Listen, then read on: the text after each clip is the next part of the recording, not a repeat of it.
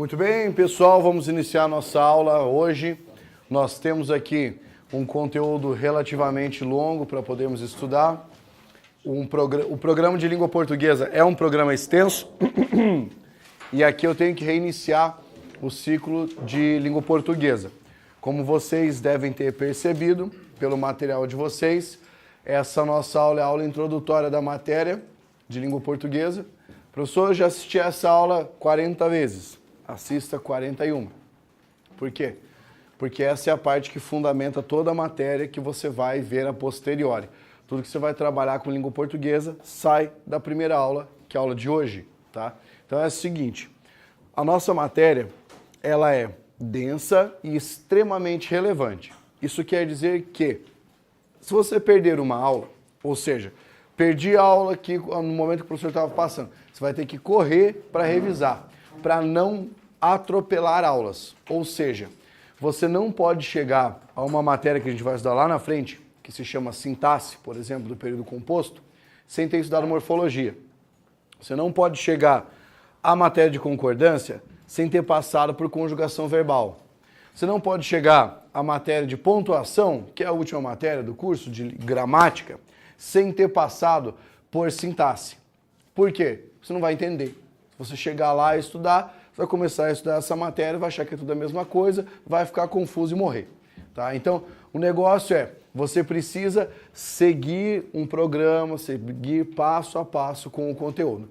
Dessa vez a gente vai começar nessa primeira parte, essa parte de morfologia, e vamos até o fim da matéria de gramática neste ciclo mesmo. Vamos passar por toda a matéria de gramática dentro dessa parte. Tudo bem?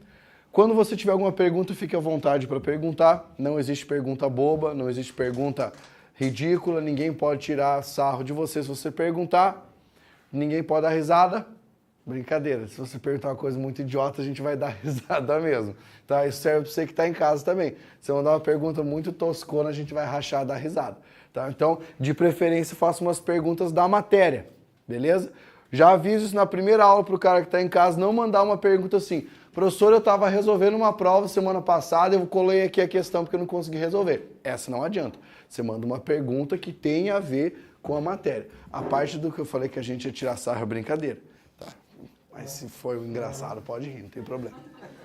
Olha só, para quem já assistiu algum curso meu, sabe que eu sempre começo a aula no mesmo ponto, que é a divisão dos níveis de análise da língua. Eu sempre começo assim, sempre vou começar assim, porque essa é a parte que diferencia a matéria para você e que deixa o conteúdo mais claro.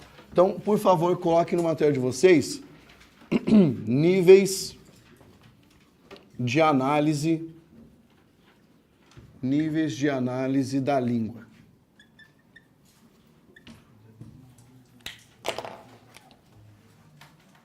Ué.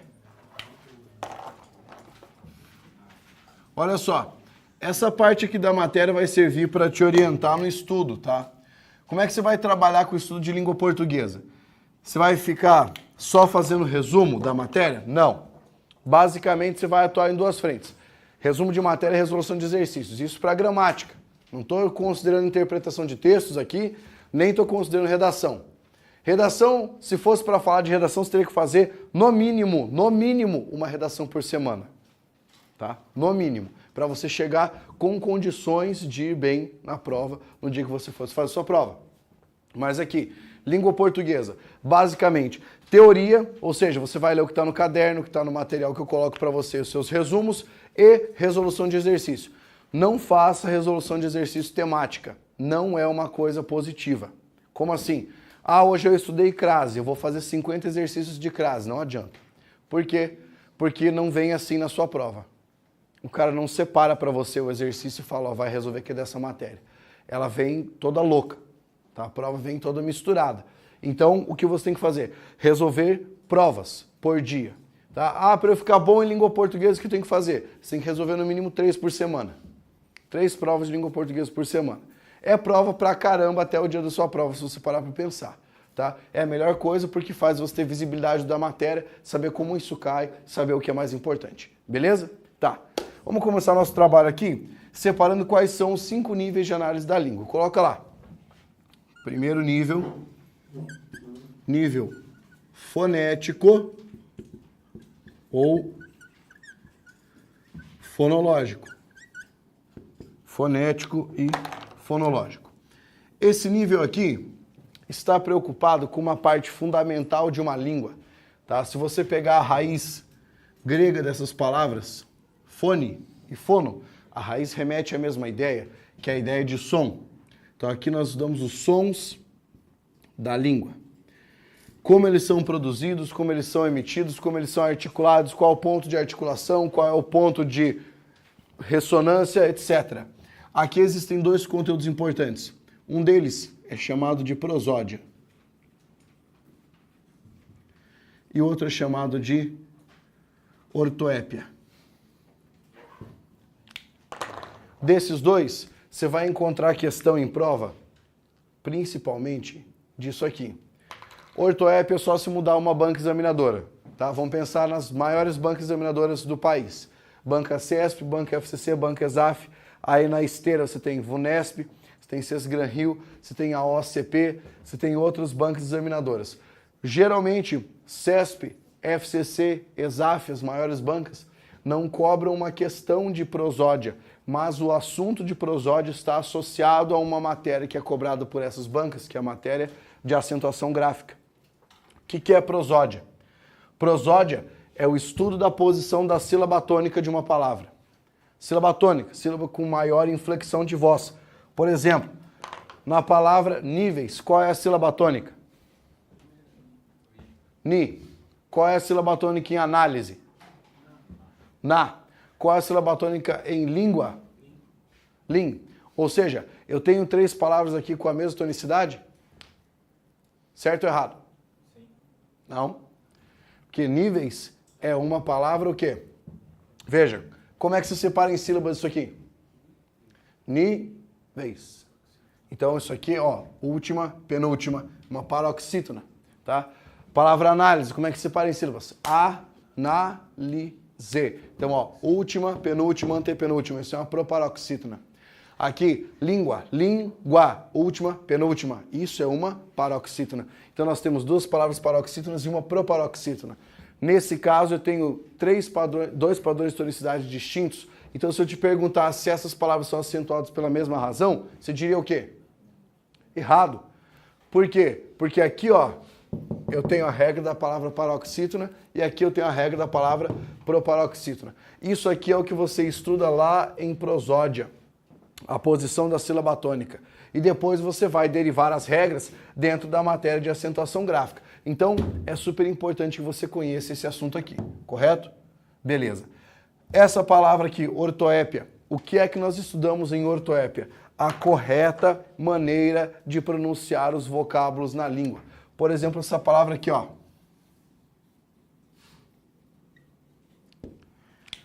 Como é que você pronuncia essa palavra?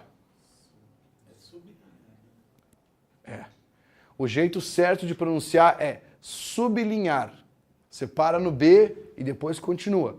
Sublinhar. Muitas pessoas falam sublinhar. É errado falar assim. Por que é errado falar assim? Como é que se separa essa palavra em sílabas? Qual é a primeira sílaba? A primeira sílaba é sub, não su. Então, se você dissesse sublinhar, você separaria sublinhar, entendeu? Assim tá errado. O certo é sublinhar. É assim que você separa essa palavra. Isso é uma questão de ortoépia. Essa palavra aqui, ó. Qual é a maneira correta de falar essa palavra? Sintaxe. Sintaxe. Tem gente que fala sintaxe. Sintaxe está errado, tá? Não pode falar desse jeito. Então, isso aqui é o que nós estudamos aqui, ó, na ortoépia. Existem outros assuntos que a gente estuda também, tá? Que a gente estuda também no caso de fonética e fonologia. Por exemplo, olha essa palavra aqui, ó. Pedra. Olha essa outra palavra. Pedrada. Olha essa outra aqui. Pedregulho. Olha essa aqui agora. Petróleo. Pergunto para você, todas essas palavras aqui possuem a mesma raiz? O que você acha? Possuem a mesma raiz ou não? Possuem, tá?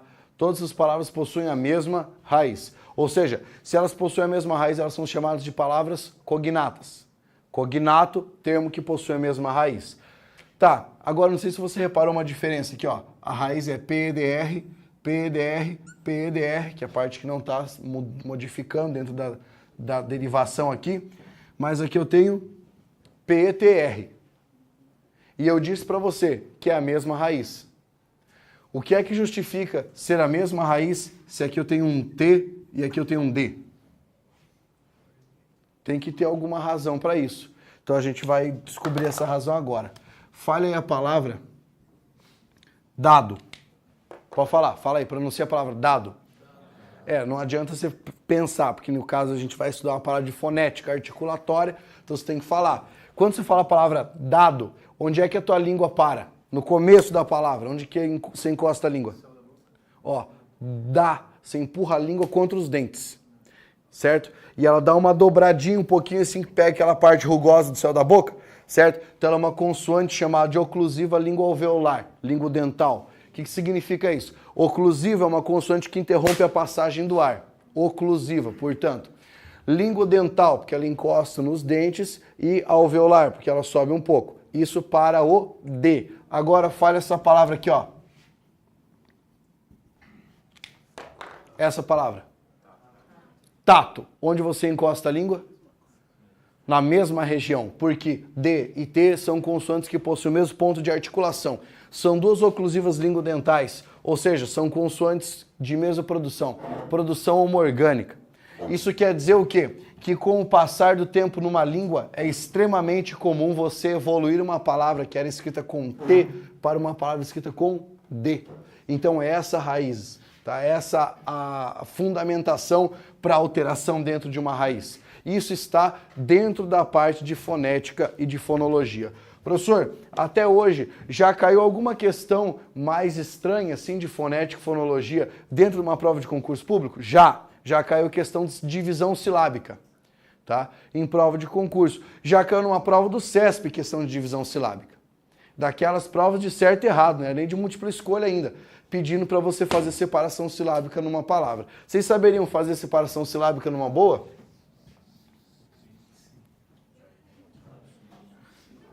Fala assim, já errei do sublinhar ali, tô fudido então. Não, a separação silábica, ela consiste numa coisa simples. Se você pronunciar a palavra corretamente, você acerta a separação silábica. Por quê? Tem um macete que é de você colocar a mão embaixo do queixo na hora que você estiver pronunciando a palavra. Tantas vezes quanto o seu queixo bater na sua mão é a quantidade de sílabas que a palavra tem. Pega lá a palavra sublinhar, igual a gente falou antes, tá? Se você pronunciar, ó, sublinhar, tá? Você consegue separar. Se você pronunciar assim corretamente, você ia separar errado. Então agora veja, também não é pra você dar uma de idiota, falar assim, eu consigo falar assim, ó, sublinhar. Não dá. É para você pronunciar bem pronunciado ali, com uma pronúncia aberta, articulada, para chegar isso aqui. É uma dica simples, mas que resolve se aparecer isso para você. Essa primeira parte aqui, a gente nem vai mergulhar. A gente nem vai trabalhar muito com essa primeira parte. Só quando chegar a matéria de acentuação gráfica, que daí a gente vai precisar. Agora, essa segunda parte aqui, ó, você vai ter que mudar o seu sobrenome para essa parte da matéria, tá? Que é o nível morfológico.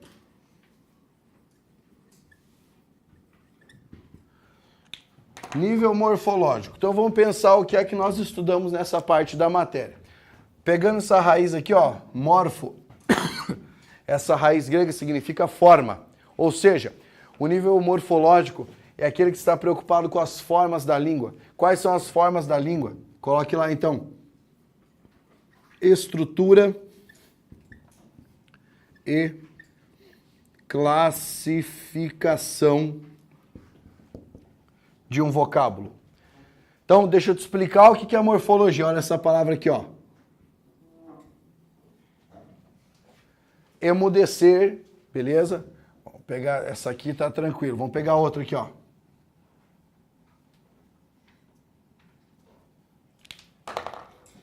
Muito bem. Pensando nessas duas palavras aqui, como é que eu classifico morfologicamente a palavra emudecer? Ela é o que dentro da morfologia? Um substantivo, um adjetivo, um pronome, é o quê? É um verbo. Emudecer, terminou em ER, está indicando ou um fenômeno natural, uma ação, um estado, uma mudança de estado. Isso é um verbo. A palavra despreparar é o quê? Também. É um verbo também. Tá? Não vai ter pegadinha, fique de boa. Tá? É um verbo também. Agora veja só a pergunta que eu vou te fazer. Que essa seria uma pergunta de prova. É possível afirmar que a palavra emudecer possui o mesmo processo de formação da palavra despreparar? Certo ou errado? Votação. Quem acha que está errado?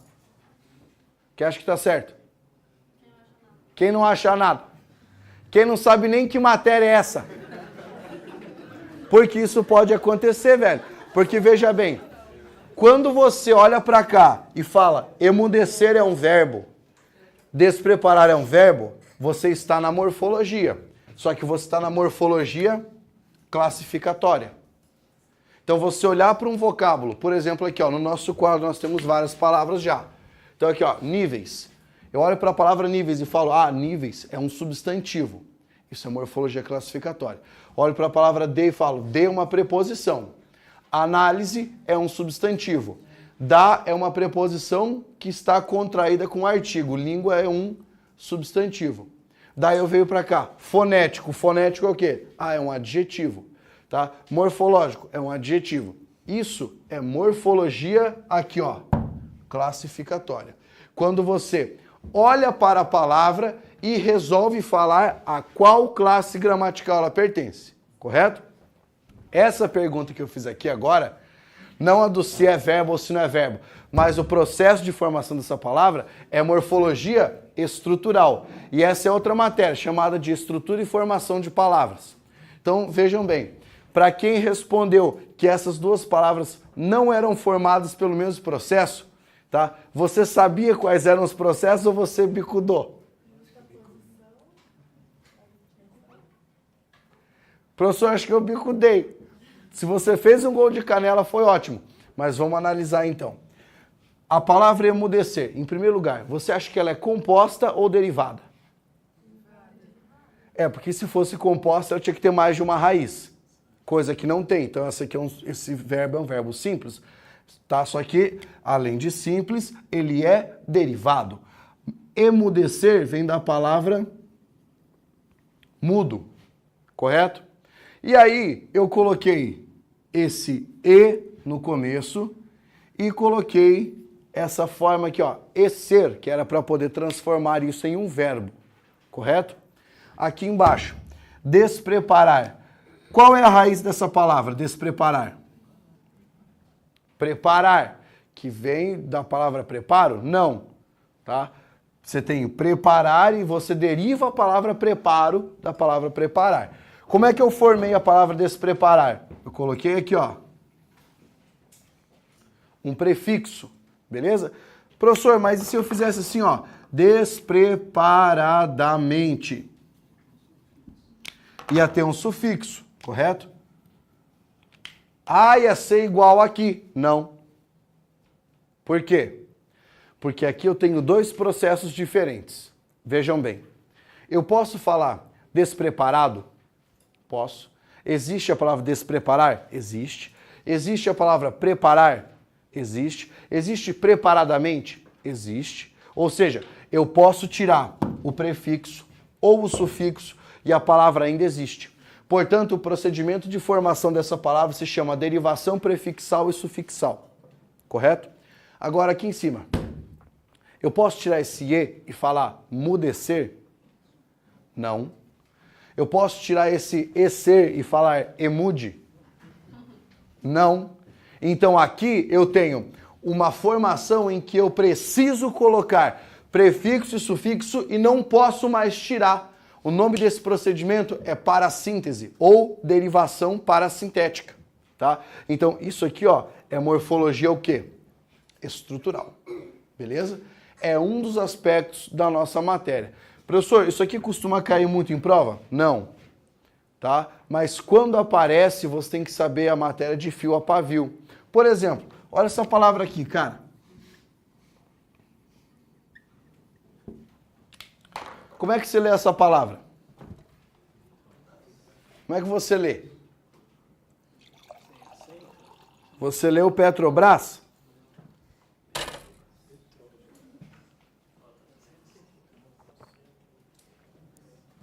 Que acha que está faltando um acento nessa palavra? Não deveria ter um acento se você dissesse Petrobras? Deveria, né? Porque é uma palavra oxítona terminada em AS, tipo sofás, carajás, jacarandás. Pois é, só que essa palavra não tem acento. E ela não tem acento por quê?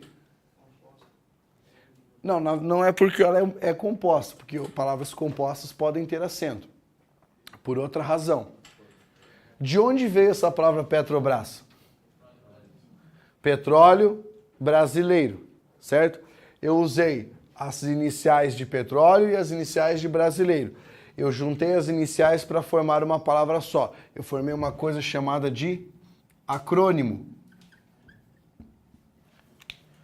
Existe uma regra que ensina o seguinte: acrônimo não tem acento. Tá? Acrônimo não tem acento. Então a palavra Petrobras não pode ser acentuada. Beleza? Então tá jóia. Tudo isso aqui, gente, é de um modo ou de outro morfologia. Tá? Por isso que essa matéria é, a meu ver, a mais importante de todas. Correto? Beleza. Próximo elemento, coloca aqui o terceiro nível. É o nível sintático. O nível sintático, ele está preocupado com outra coisa. A preocupação dele é com a função das palavras dentro de uma oração, ou com a função das orações dentro de um período. O que eu quero dizer com isso?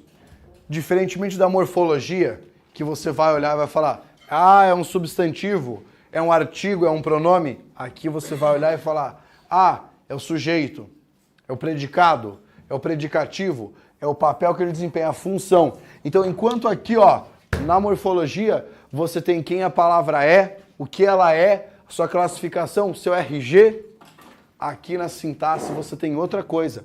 Aqui na sintaxe você tem o quê? A carteira de trabalho. O que ela está fazendo ali. Tá? Então são análises diferentes. Eu vou dar um exemplo básico só para poder começar aqui. Olha só. O aluno chegou agora. Primeiro exemplo. Segundo exemplo. Eu matei o aluno. Calma que é só um exemplo. Na primeira frase, eu tenho o aluno, na segunda frase também. Morfologicamente falando, o é um artigo, aluno é um substantivo. Aqui é a mesma coisa. É um artigo e aqui é um substantivo. Mas isso é na morfologia. Na sintaxe, qual é a diferença? Para a primeira frase, quem chegou agora? O aluno. Então esse termo todo funciona como sujeito do verbo chegar. Mas espera, qual é o núcleo do sujeito?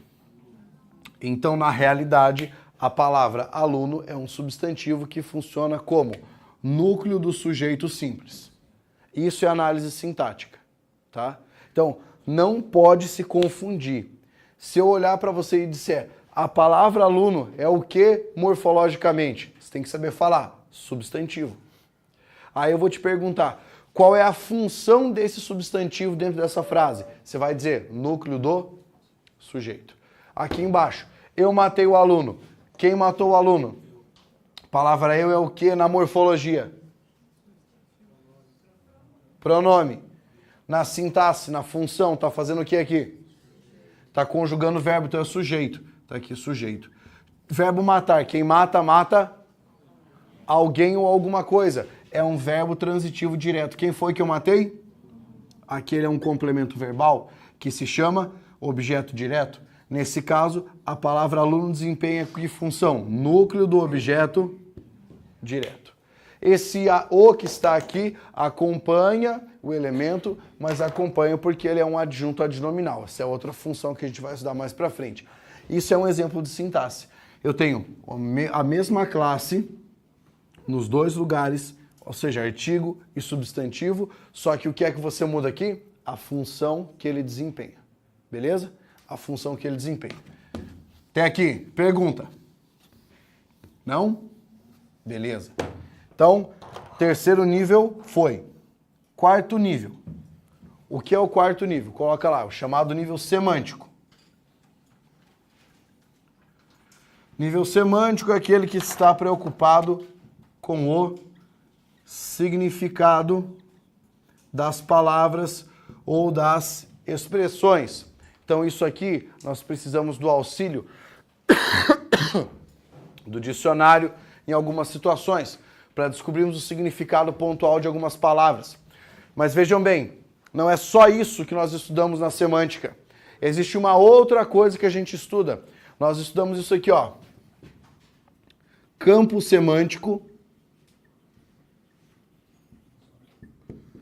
Campo semântico, estudamos sinônimos, antônimos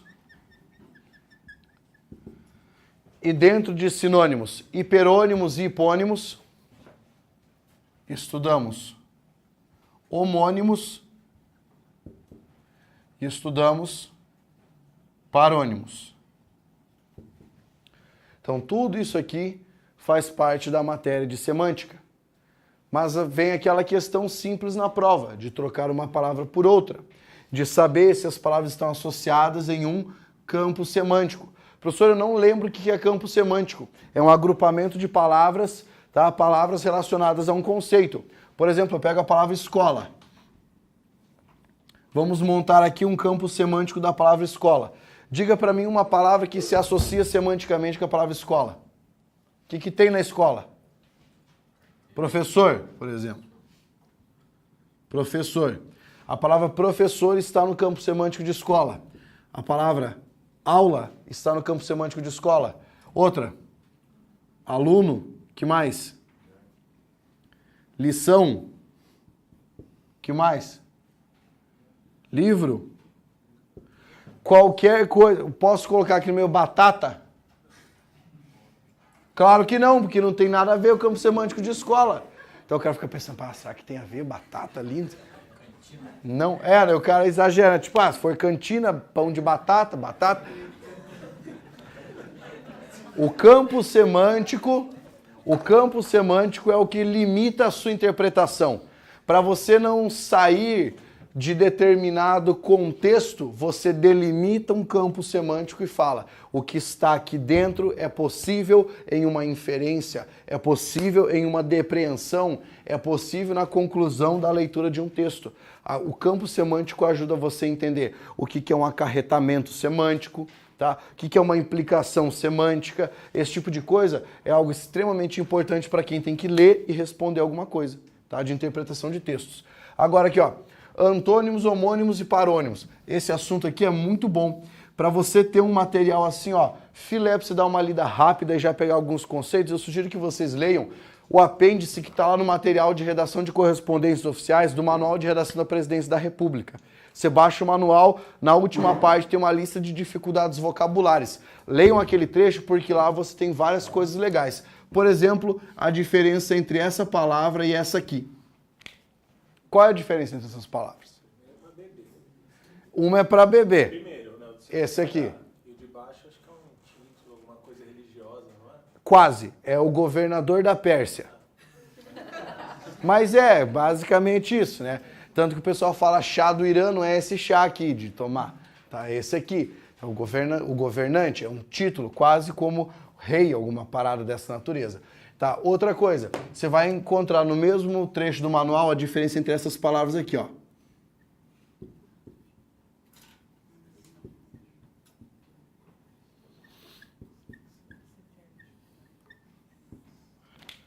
Qual a diferença entre esses vocábulos aqui? Essa primeira palavra seção significa o quê? O interessante é que você saiba a definição. Geralmente o cara fala assim, essa é a sessão de cinema. Não, o que é essa primeira palavra, sessão? Intervalo de tempo em que alguma coisa ocorre. Tipo uma sessão legislativa, tá? Uma sessão de cinema, Tá? Então, sessão assim, intervalo de tempo em que alguma coisa ocorre. Esse sessão aqui é o quê? Uma subdivisão. Então, sessão de compras, sessão de frutas, de verduras. Como é que você pronuncia essa palavra? Não. Secção é tipo um sexo gigantesco. Assim. Secção. É sessão. Por que é sessão? Porque essas palavras todas aqui, ó, são palavras homófonas. Homófonas quer dizer, elas têm o mesmo som. O mesmo som. Esse C com C cedilha é um dígrafo. Vocês lembram o que é um dígrafo? Dígrafo, 2 letras e um fonema. Tá? Lembra que você tem dígrafo vocálico consonantal. Vocálico é uma vogal seguida de M. Tá? Tipo, compraram. Você conta como um fonema só para 2 letras. Tá? RR, SS, SC, C com C cedilha aqui, ó, é um dígrafo. Então, por isso que você lê seção. Esse seção aqui é um sinônimo de corte. Então, por exemplo, eu tenho uma espécie de ovo aqui e eu fiz uma seção transversal. É um corte. É. Aqui, ó, esse seção. É o ato de ceder. Ele fez a seção do campo de futebol. Ato de ceder. Daí é com C e 2 S. Tá? Isso é o que a gente estuda nessa parte da matéria. Fechou? Isso aqui é legal, cara. É legal para aquelas questões de reescrita de sentença. A banca reescreve a frase e coloca uma palavrinha diferente ali dessas. Então isso pode aparecer. Beleza. Essa é a parte de semântica.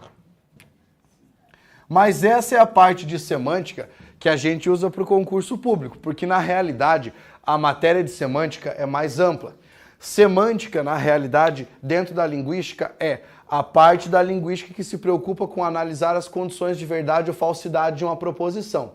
Então, sabe o que vocês estudam em raciocínio lógico? De proposição, tabela verdade, não sei o que lá? É semântica. É o que a gente estuda em semântica.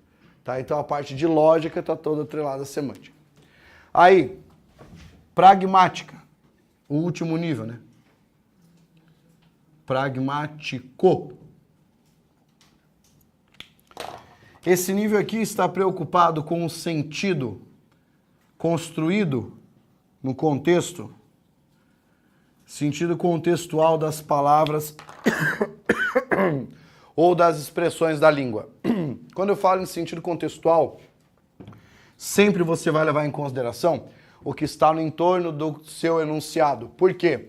Porque as palavras são polissêmicas. O que é polissêmica? Elas podem possuir vários sentidos. A depender da sentença que você constrói, você pode ter um sentido novo ou uma atualização de sentido. Por isso é importante você levar em consideração o contexto.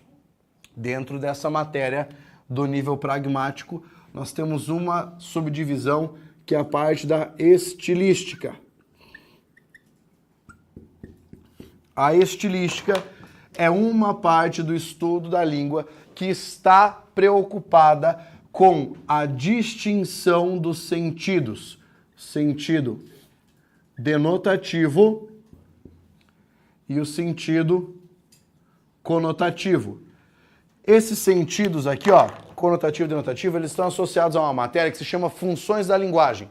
Tá? Já ouviram falar dessa matéria?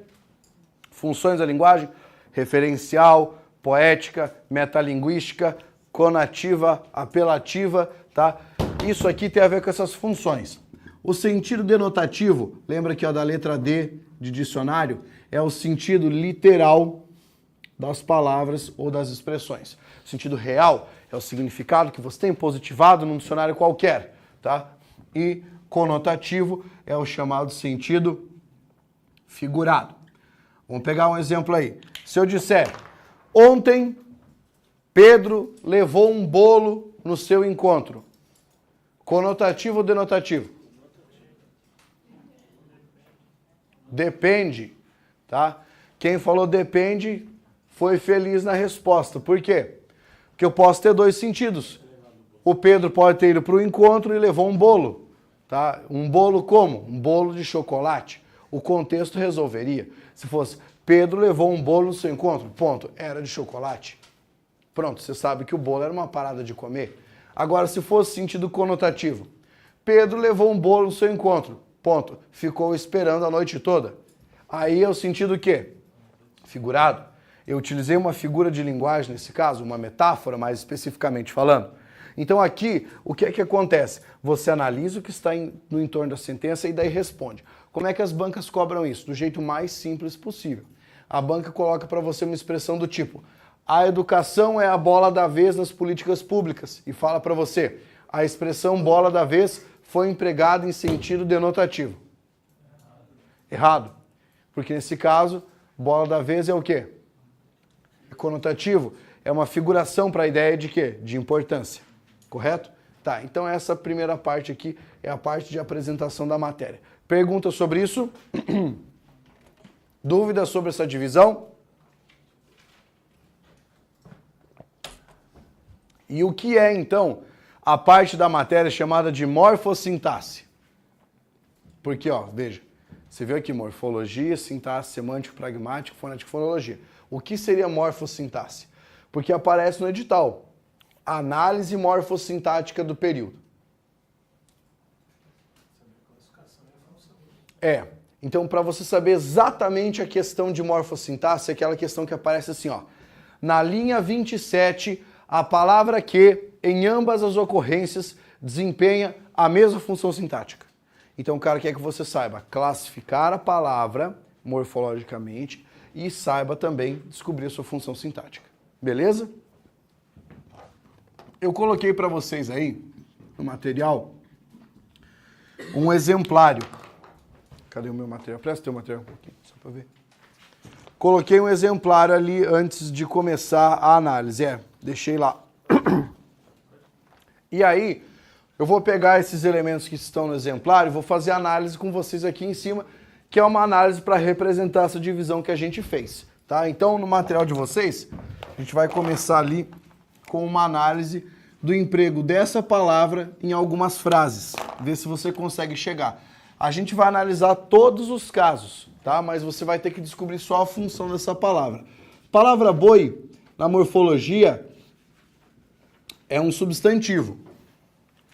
E agora vamos pegar essas frases que eu coloquei para vocês. A primeira frase qual é? O boi comeu o pasto, né?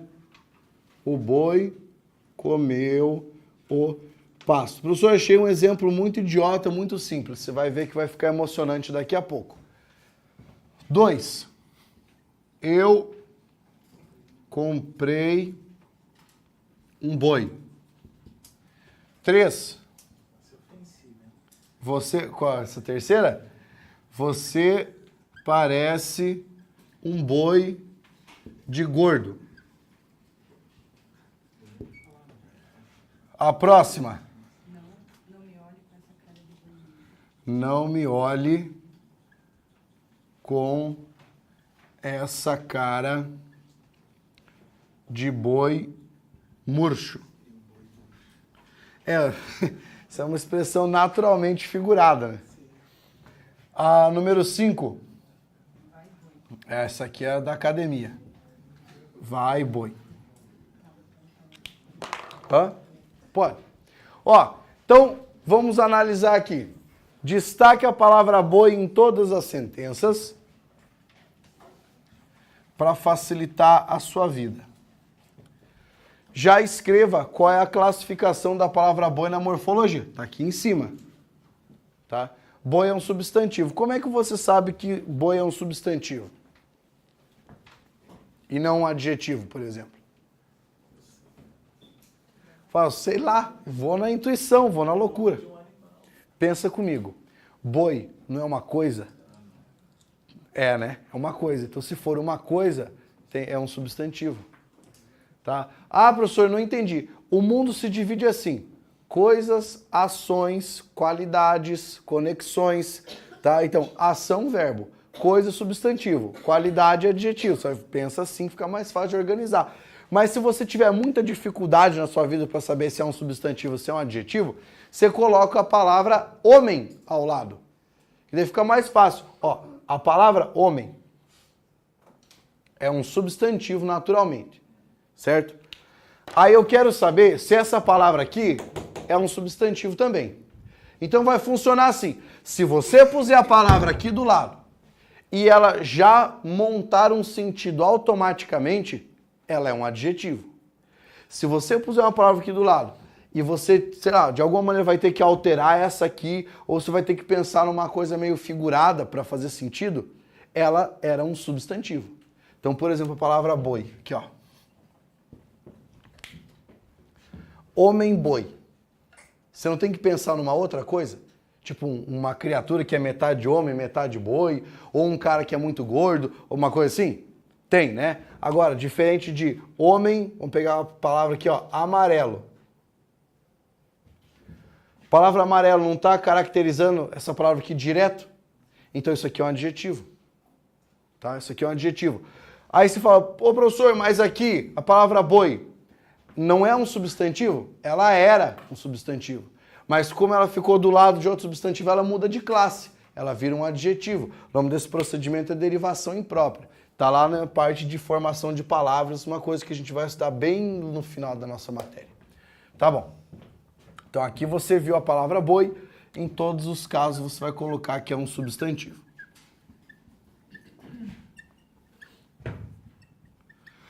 E agora vamos classificar o que está em volta. Tá? A palavra o, que está aqui, como é que a gente classifica? Artigo. Que tipo de artigo esse artigo é? Definido. Tá? Comeu é o quê? É um verbo. O, artigo e pasto. Pensa, pasto também é uma coisa. Pensou? Homem-pasto. Não fez sim. Substantivo. Eu é o quê? Pronome. Pronome pessoal do caso reto da primeira pessoa do singular. Comprei. Verbo.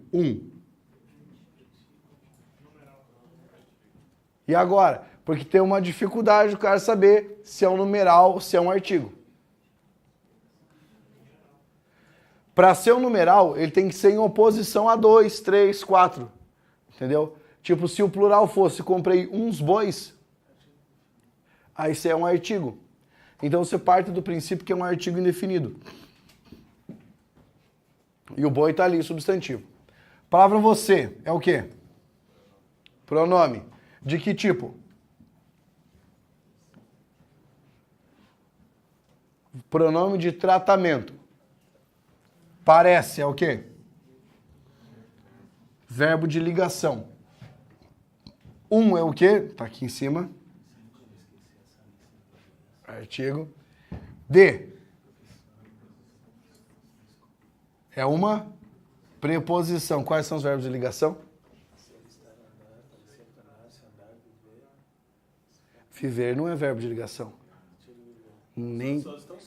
Ser, estar, continuar, andar, parecer, permanecer, ficar e tornar-se. Essa sigla aqui, ó. Eu lembro das preposições, mais fácil. Que é essa sigla aqui. A, ante, até, após, com, desejo.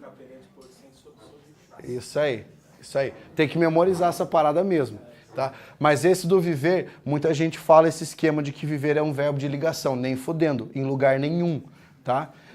Aprender errado. Porque verbo viver é um verbo intransitivo. Você sabe por que as pessoas falam isso? As pessoas falam isso pelo seguinte. Se eu montar uma frase, João vive triste.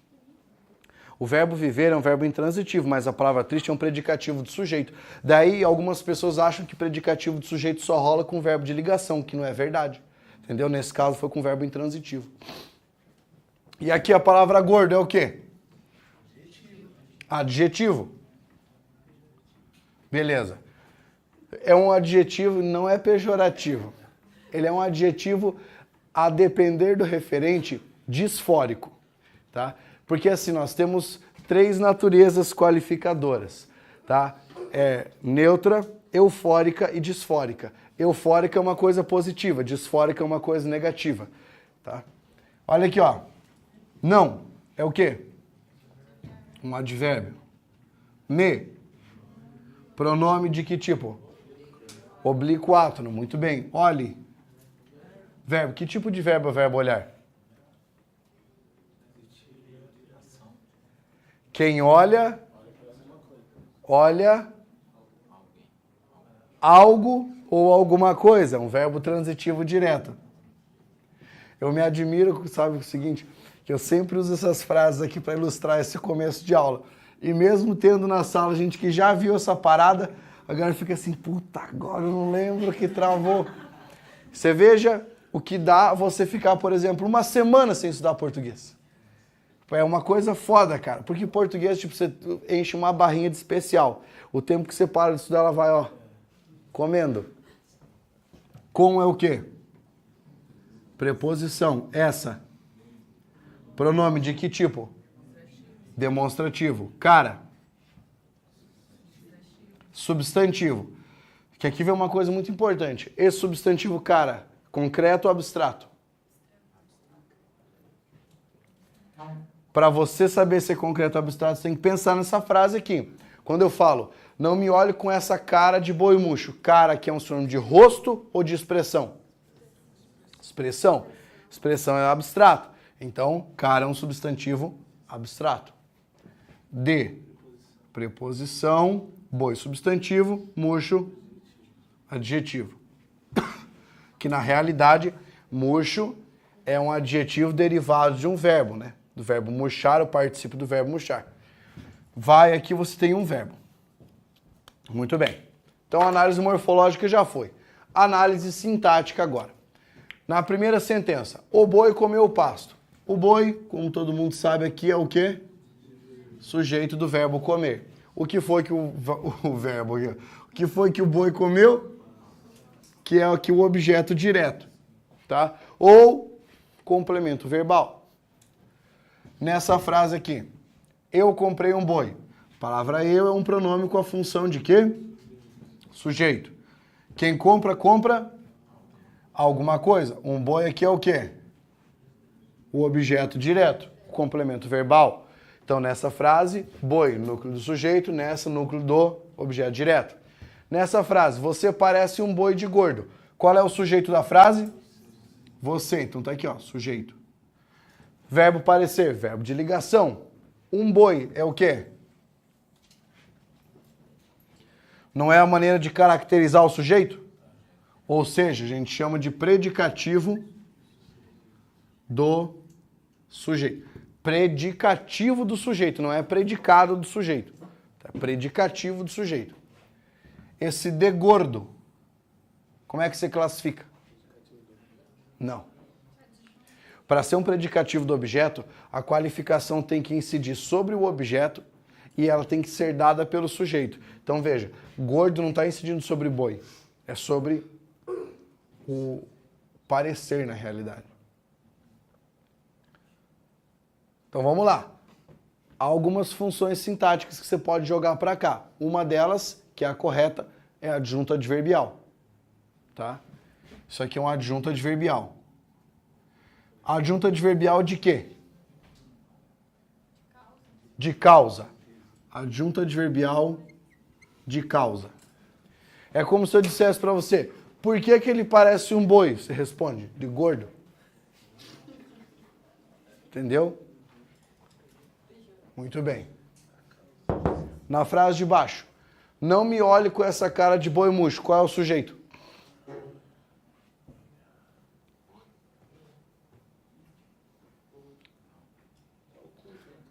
Isso, está oculto. Está oculto. Porque, veja bem, esse verbo está na primeira, na segunda ou na terceira pessoa? Terceira? Está na terceira pessoa de qual modo? Existem três, indicativo, subjuntivo e imperativo. Isso aqui não é uma espécie de ordem? Então, no imperativo. Tá? Então é como se dissesse, não me olhe você com essa cara de boi murcho. Beleza? Então, sujeito oculto. Sujeito oculto. Esse não é um adjunto adverbial. Aqui está o nosso verbo. Qual é a classificação da palavra me? Função sintática dela? Pronome é a classificação morfológica. Função sintática. Objeto. Isso mesmo. Objeto direto. Tá? Objeto direto. a expressão com essa cara de boi murcho. Toda essa expressão aqui tem uma classificação. É adjunto adverbial de quê? Pense bem. Com essa cara de boi murcho, está significando o quê? É um modo, tá? Porque você não está colocando uma cara de boi para olhar para a pessoa. Se você estivesse colocando, seria de instrumento. Tá? Esse aqui é o adjunto adverbial de modo. Dentro desse adjunto adverbial de modo, o núcleo é a palavra cara. Correto? Essa é um adjunto adnominal. De boi murcho é o termo que completa o sentido da palavra cara. Pensa comigo. Você está brigando com alguém e fala, olha, não me olha com essa cara. O que a pessoa vai te perguntar? Cara de quê? Ou que cara? Por quê? Porque esse é um termo substantivo, abstrato, que precisa de uma complementação, porque senão fica vago. Se eu tenho um elemento que está completando o sentido de um substantivo é um termo do grupo nominal, então isso é um complemento nominal. Então, de boi murcho, complemento nominal da palavra cara. Em vai boi, qual é a função sintática do boi? Vocativo. Por que não pode ser sujeito? Porque a vírgula está separando. Qual que é o sujeito desse verbo? Isso, está oculto. Oculto. Qual é o referente do sujeito? Primeira, segunda ou terceira pessoa?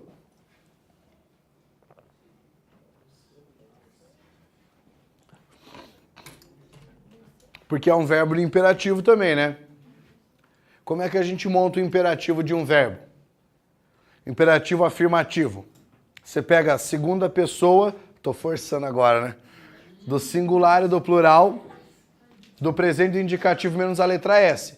Então pega o verbo ir, conjuga comigo. Eu, vou, tu. Vais, tiro S, vai. Então vai, tu. Referente da segunda pessoa. Como é que você monta a outra parte? Você pega o presente subjuntivo. Que eu vá, que tu vás, que ele vá. Então, vai, boi é segunda pessoa. Se fosse vá, boi, terceira pessoa. Referente aqui é de segunda pessoa. Beleza? Então...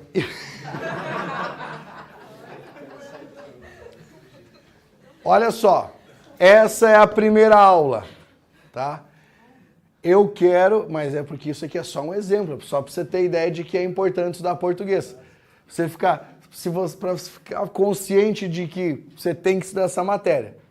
Apesar disso, eu quero que nós saiamos da primeira parte da matéria que a gente vai começar daqui a pouco, que é morfologia, e que ao fim do curso você tenha a habilidade de fazer isso aqui. Entendeu? Com qualquer frase. Como é que você vai treinar essa parada? Porque é uma questão de treino. Então hoje, por exemplo, você vai ter aula de artigo e de adjetivo, dentro de morfologia. Em vez de você tentar fazer alguns exercícios sobre artigo e adjetivo, você vai pegar uma prova, tá? Vamos pegar uma prova do CESP, por exemplo. Vai pegar uma prova do CESP. E naqueles textos que a prova do CESP trouxer, você vai circular todos os artigos e todos os adjetivos e todas as locuções adjetivas. É assim que você vai treinar. Na próxima aula vai ser advérbio, conjunção. Você vai pegar um texto, pode ser o mesmo texto, e vai marcar todos os advérbios, todas as locuções adverbiais, todas as conjunções, todas as locuções conjuntivas. É assim que você vai treinando até entender a matéria perfeitamente. Beleza? Perguntas até aqui? Não? Tá. Então agora vamos começar o conteúdo. Coloca lá seu material, escreva assim, ó. Morfologia. Nós vamos começar por aqui, por essa matéria. E a gente vai começar com a morfologia classificatória, que é a mais tranquila de todas. Coloca lá. Falar um pouquinho sobre as classes de palavras. Para o seu governo, existem 10 classes de palavras. E você tem que lembrar todas elas. Tá? Vamos colocar aqui. Artigo, adjetivo, advérbio,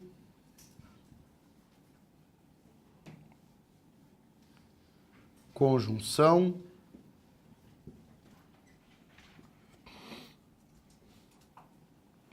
interjeição,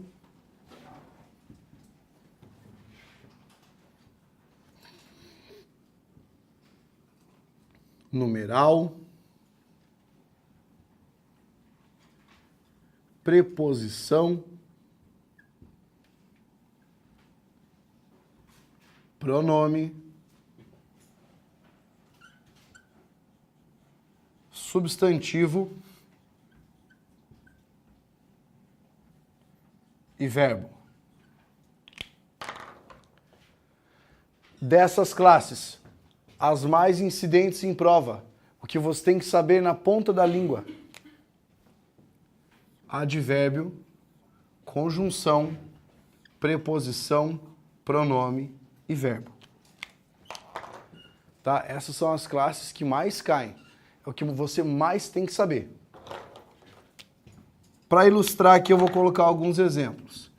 Tá? De artigo, coloca lá no seu material. O e uma. Exemplo de adjetivo, coloque competente e branco. Advérbio, coloque ontem e jamais. Conjunção, a palavra e a palavra que. Interjeição, coloque ali a palavra ai, a palavra eita. A gente vai passar por todas essas classes depois, tá? Numeral, coloque lá a palavra 10 ou a palavra décimo. Preposição, em e com. Pronome, eu e lhe. Substantivo, vamos ver se vocês têm memória de substantivo coletivo. Um substantivo coletivo é aquele que indica uma coleção de seres, tá? Diga aí um substantivo coletivo de selos. Selos, é. Tá quase, é isso aí. Filoteca. Filoteca. Filatelista é o nome do cara que coleciona selos. Isso caiu numa prova do CESP, certa vez numa prova do Correio, né? Melhor prova para cair essa questão. Tá? Apareceu lá. O nome do cara que... não do cara, né? O nome do indivíduo que coleciona selos é... E daí tava lá. Filatélio, filatelista, filatelador. Cara, bem interessante. Vou pegar aqui. O coletivo de aviões. Pense, você tem dois possíveis, tá? Que a galera se confunde, que é esquadra e esquadrilha. Qual das duas é da fumaça? Esquadrilha. Não teria sentido você ter esquadrilha da fumaça na água. Então, esquadrilha é coletivo de aviões. Esquadrilha é um substantivo coletivo. Mas aqui eu peguei coletivos. Eu posso pegar, por exemplo, a palavra maioria. Maioria não é um substantivo coletivo, ele é um substantivo partitivo. Tá? Ele dá uma ideia de parte. Tipo a palavra gole também. Tá? Dá uma ideia de parte. Verbo, uma palavra que indica ação, estado, mudança de estado ou fenômeno natural e que pode ser conjugada. Por exemplo, correr é uma ação. Ser, estado. Tornar-se, mudança de estado. E fenômeno natural pode ser congelar.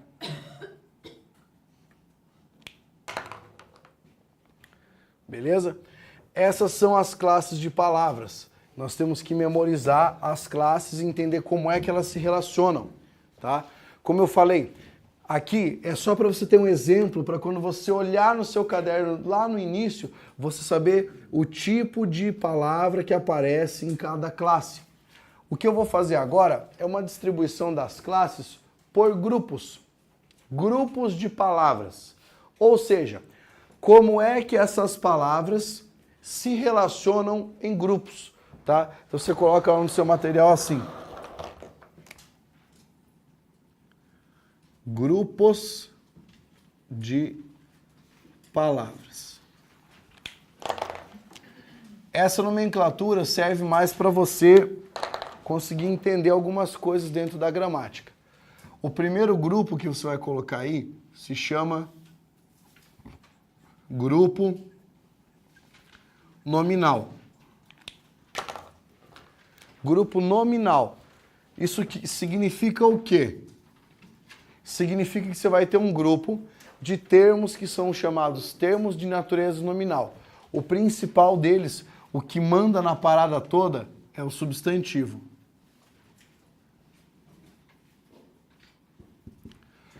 E daí quando você ouve concordância nominal, regência nominal, você está pensando nos termos que vão aparecer aqui.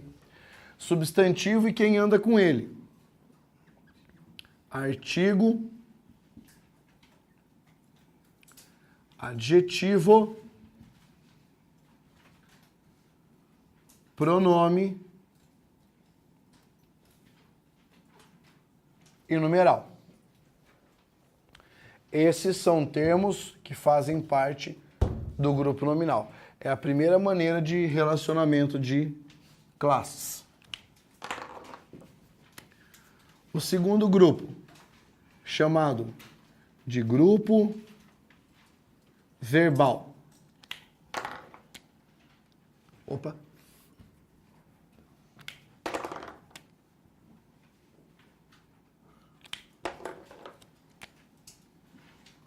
No grupo verbal, você vai colocar verbo e quem se relaciona com ele? Advérbio.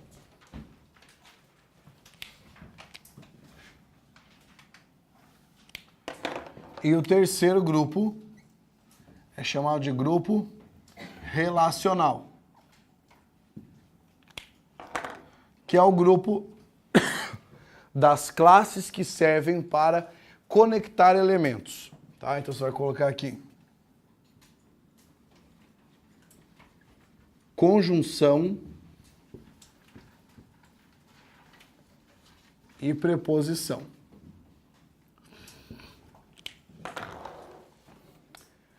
Façam a conta de quantas classes tem aí.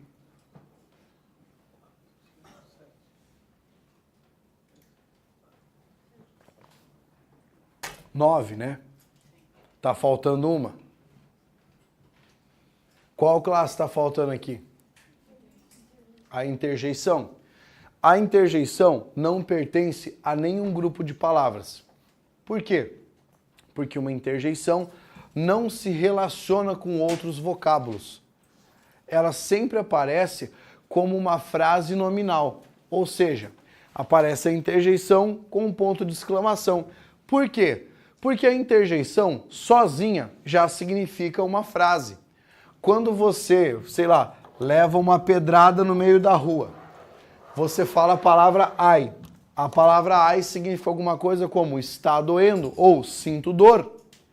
Então, a palavra ai não precisa se relacionar com mais nada, por isso que ela não pertence a um grupo de palavras. Esses termos pertencem a grupos porque eles se relacionam, correto? Então, já está sabendo. Quando falar de regência verbal, concordância verbal, tá aqui. Regência nominal, concordância nominal, tá aqui. Beleza? Vamos começar a trabalhar com o primeiro elemento dos grupos de palavras. Grupo nominal, a gente vai começar com o artigo. Então, coloca no seu material. Artigo. Definição, emprego e características. O que é um artigo? Coloca assim, ó. é um termo que particulariza um substantivo. Esse esquema de particularizar quer dizer, ele aparece na frase para fazer alguma coisa com o substantivo. Esse fazer alguma coisa, na realidade, pode ser uma série de coisas. As duas principais coisas, definição e indefinição. Mas há outros usos. A definição de artigo é isso: termo que particulariza um substantivo. Eu ainda poderia acrescentar como um determinante que aparece à esquerda do substantivo, tá? Então é uma outra maneira de você pensar. Determinante que aparece à esquerda do substantivo.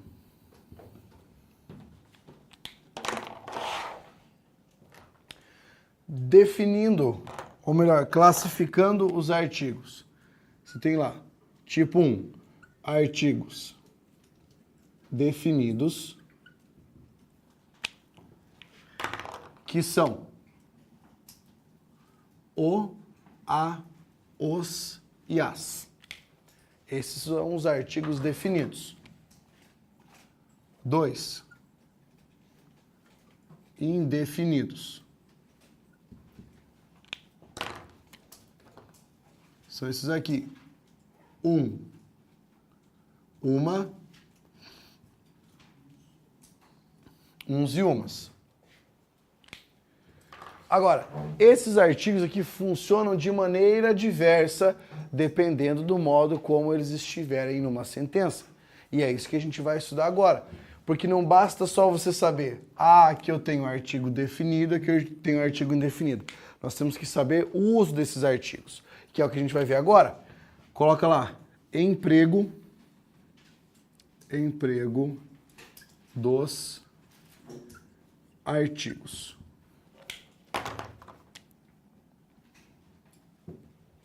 Então, primeira parte do emprego do artigo. Coloca lá, definição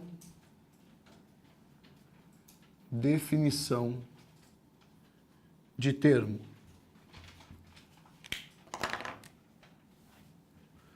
Olha só, eu preciso... Deixa eu mudar a frase aqui para não colocar numa contração, deixar o artigo simples.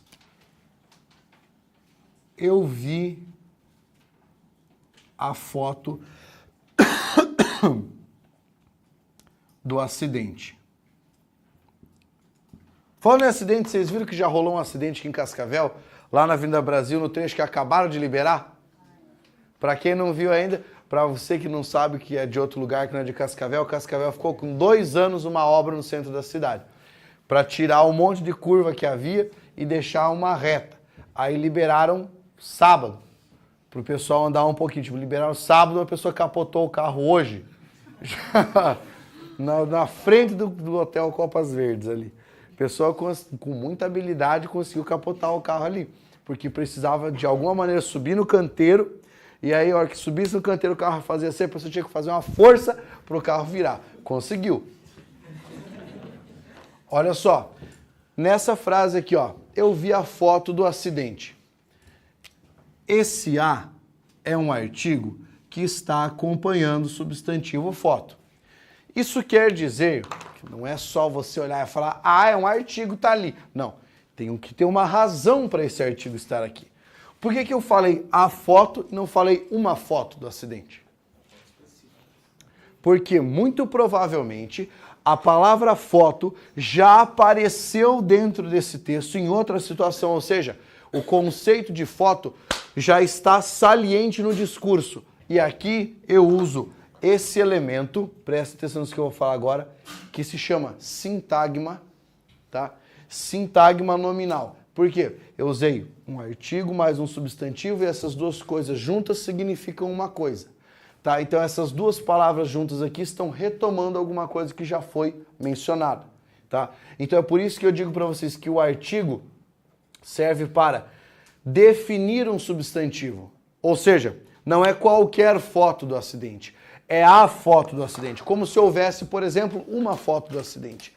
E que fosse a foto, sei lá, que ficou famosa, ou a foto que trouxe essa informação ao público.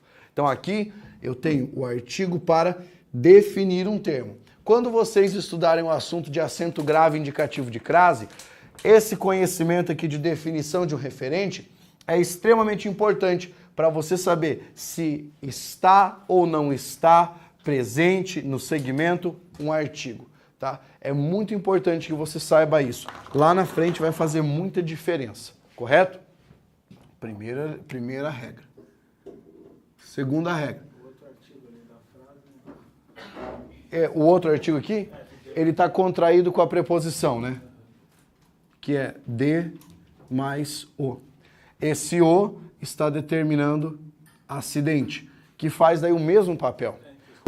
O mesmo papel, que é de especificar um acidente do qual já falamos. Se a banca perguntasse se a palavra a e o artigo o desempenham funções semelhantes no segmento em que ocorrem, a resposta seria correta.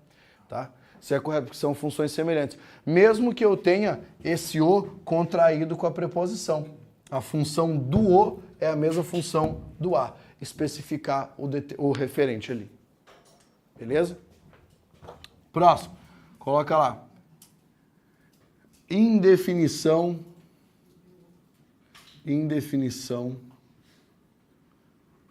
de termo.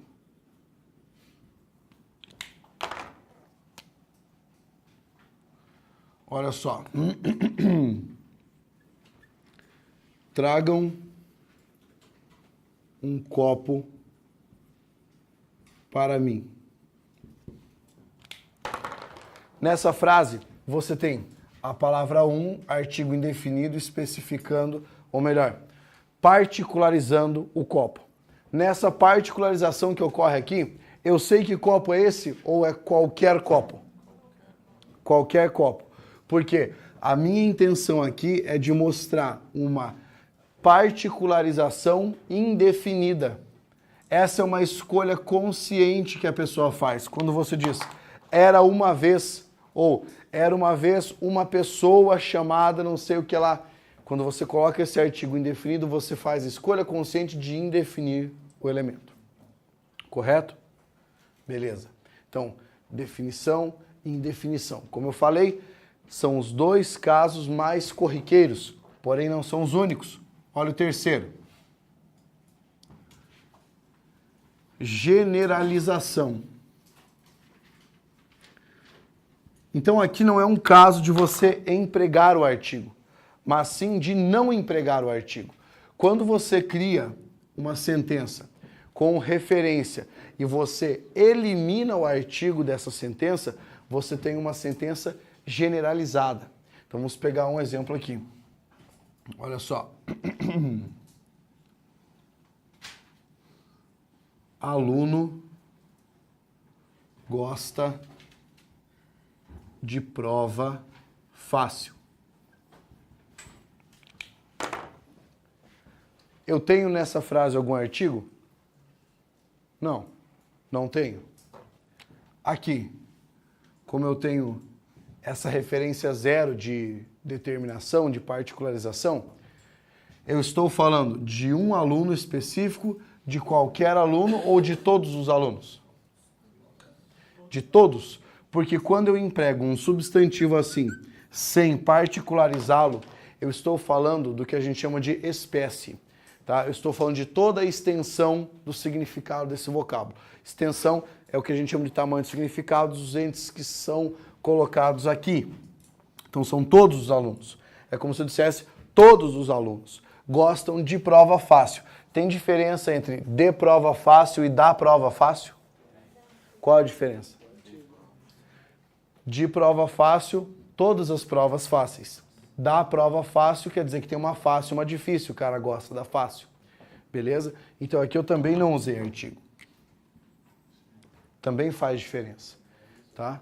Então, generalização quando você não emprega o artigo na frase. Perfeito? Próximo caso. Substantivação.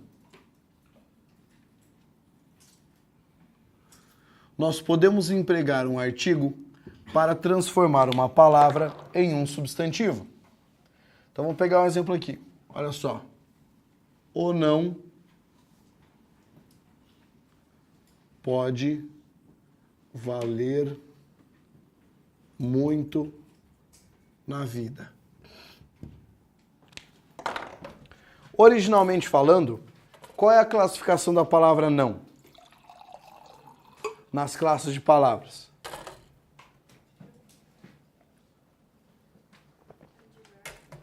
Originalmente falando, é um advérbio de negação, correto?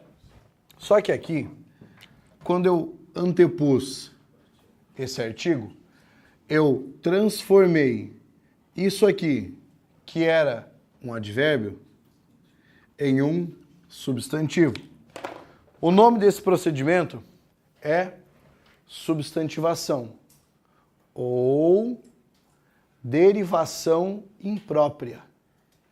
Não que a derivação imprópria ocorra só com substantivação, mas a derivação imprópria, na realidade, é a transformação de um vocábulo dando uma nova classe para ele. Aqui, então, ocorre derivação imprópria na substantivação.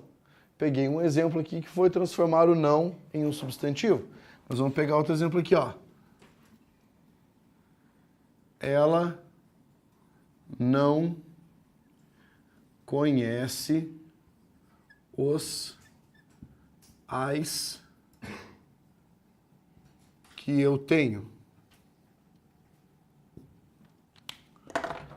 Você acha que essa palavra ais é o quê? Tipo, ais de copas? Claro que não, né, Carlos? Senão eu não ia escrever desse jeito, tá? Essa palavra ais é o quê? O que ela era antes? Ela era uma interjeição. E aqui eu transformei a interjeição, ó, coloquei um artigo na frente da palavra ais, virou tanto um substantivo que ela recebeu a possibilidade de ser flexionada. Tá no plural, tá? Então aqui, aqui você tem o mesmo procedimento, que é o procedimento de substantivação. Transformando uma palavra em um substantivo pelo emprego do artigo. Beleza? Até aqui pergunta. Coloca uma anotação legal em seu caderno. Em ditados populares não se emprega artigo.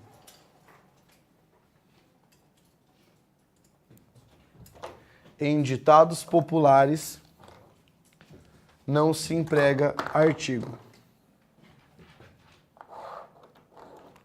Por exemplo, em casa de ferreiro, espeto de pau.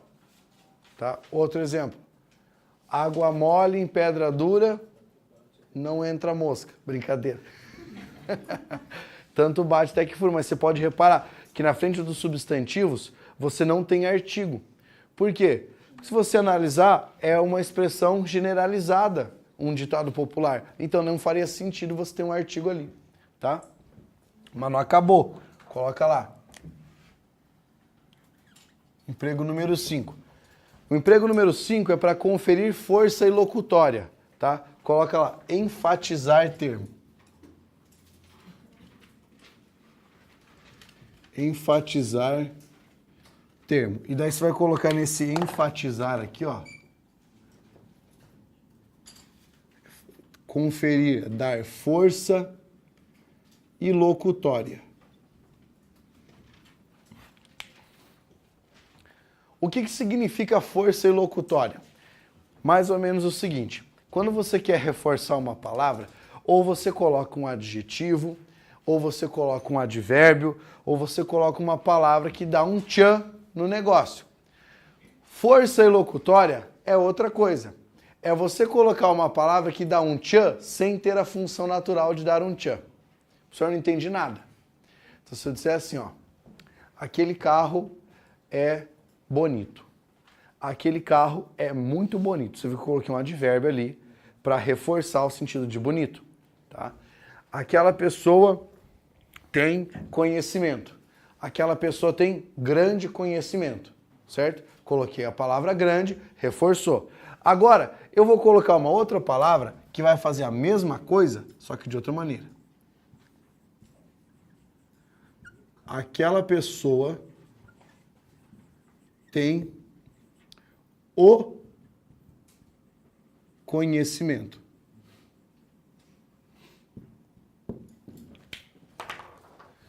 Esse o eu coloquei entre aspas porque é para orientar você que você tem que dar esse destaque na hora de ler. Agora, quando eu falo esse o conhecimento, isso pode significar duas coisas. Pode significar que é uma pessoa muito inteligente ou pode significar que é um burrão, tá? Mas como é que você define isso? Define pelo contexto, o significado. Mas o que é isso aqui? Veja bem, quando você fala, ó, aquele ali é o cara, ou aquele lá é, sei lá, o policial, ele tem o conhecimento. Quando você dá essa reforçada, não é para você, de alguma maneira, melhorar a qualificação do elemento que você coloca depois? Pois é, só que esse o não é um adjetivo, não é um advérbio, não é uma palavra que sirva para isso. É só um artigo. Só que aqui ele faz esse esquema, ele possui força ilocutória. É como se fosse uma força que você não vê na frase, mas sente. Entendeu? É quase uma metafísica isso, no português. Pergunta sobre essa parada. É muito legal, né? Beleza. Emprego 6. Do artigo com o pronome todo, tá? Emprego com o pronome todo. É a diferença de você empregar todo e todo o, tá? Faz diferença? Claro que faz. A gente tem que saber qual a natureza da diferença. Então, vou colocar duas frases aqui, tá? O evento ocorreu em todo estado. O evento ocorreu em todo o estado. Então aqui existe uma diferença semântica. A diferença semântica é condicionada pela diferença dos elementos dispostos na frase. Quando eu falo para você, o evento ocorreu em todo o estado, o que isso significa para mim? Em todos os estados. Então aqui é no sentido de totalidade dos estados. Puxa uma seta e escreva lá. Totalidade. Beleza? Totalidade. Agora aqui embaixo. O evento ocorreu em todo o estado. Em um estado, mas no estado inteiro. Aqui o sentido que você tem é de inteireza. Mas agora vamos entender por que isso acontece? Olha na primeira frase. Eu tenho um pronome ao lado da palavra estado. A minha pergunta é, a palavra estado está especificada? Não, porque para especificá-la eu precisaria de um artigo o quê? Definido. E aqui eu não tenho. Ou seja, eu usei esse substantivo de uma maneira genérica. Igual eu expliquei para vocês antes, usar lá a palavra aluno sem um artigo na frente. Aqui, eu não especifiquei o substantivo e justamente por ter especificado aqui é que nós modificamos o sentido. Então, quando você usa todo mais o substantivo, totalidade. Quando você usa todo o mais o substantivo, inteireza. Essa é a distinção de emprego do artigo com esses elementos aqui. Pergunta. Não? Se vocês puderem fazer a gentileza de anotar, isso é uma dica que ajuda bastante. Coloca assim, geralmente,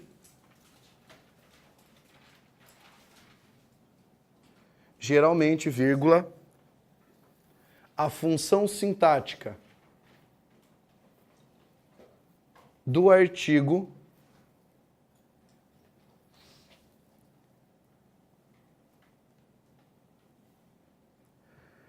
geralmente a função sintática do artigo é de adjunto adnominal.